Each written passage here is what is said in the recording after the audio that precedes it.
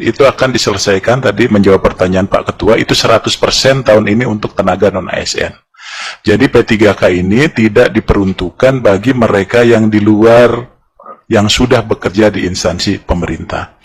Nah, termasuk nanti yang akan jadi prioritas itu adalah yang pertama ex-THK 2, jadi tenaga-tenaga honorer Pak yang saat ini ada dan belum terangkat. Yang kedua adalah mereka yang terdata di dalam database BKN, ya. Kemudian yang ketiga adalah mereka yang masih bekerja tapi tidak terdata di dalam database BKN. Nah, oleh sebab itu nanti akan ada mekanisme penerimaan untuk P3K di tahun ini, sehingga nantinya mereka akan tetap bisa mendaftar walaupun ada keterbatasan formasi yang diusulkan, Pak.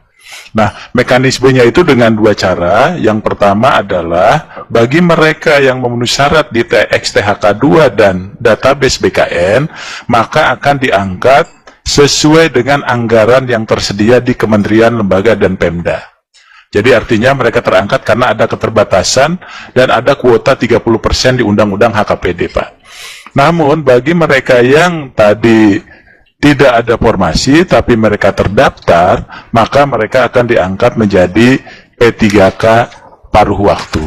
Nah, dengan P3K paruh waktu itu nanti tidak mempertimbangkan formasi dan tidak mengganggu sistem penganggaran yang ada di instansinya. Jadi prinsip dasarnya mereka itu tidak akan pernah diberhentikan. Jadi dia tetap bekerja dan BKN nanti akan memberikan nomor induk, Pak. Jadi tetap walaupun paruh waktu supaya menjamin kepastian hukum bagi mereka, mereka itu akan diberikan nomor induk P3K. Jadi misalnya di DPD ketika ada kekosongan, maka dia akan bisa langsung diangkat secara penuh, Pak. Tapi kalau anggaran di DPD terpenuhi, itu bisa diangkat secara penuh, secara keseluruhan. Nah, oleh sebab itu kami sudah mempersiapkan, ada di Permen 6 2024, kemudian juga ada di Kemmen yang sudah kita siapkan untuk kekhususan yang P3K. Jadi afirmasi secara penuh melalui seleksi itu dilakukan 100% untuk P3K. Namun untuk CPNS itu dilakukan sangat ketat dan kompetitif. Ya, jadi untuk CPNS itu tidak ada afirmasi bagi yang kumlot, putra-putri terbaik, termasuk Kalimantan dan sebagainya. 5% yang untuk Kalimantan itu kelebihannya adalah dia tidak berkompetisi dengan luar Kalimantan.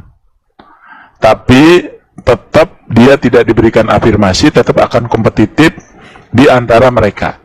Jadi artinya kalau kita berikan afirmasi sama aja kita tidak menstandarkan, Pak, CPNS kita. Ya, tapi keunggulannya itu adalah tadi melalui proses seleksi yang ketat, tapi diberikan kuota secara khusus untuk putra-putri Kalimantan.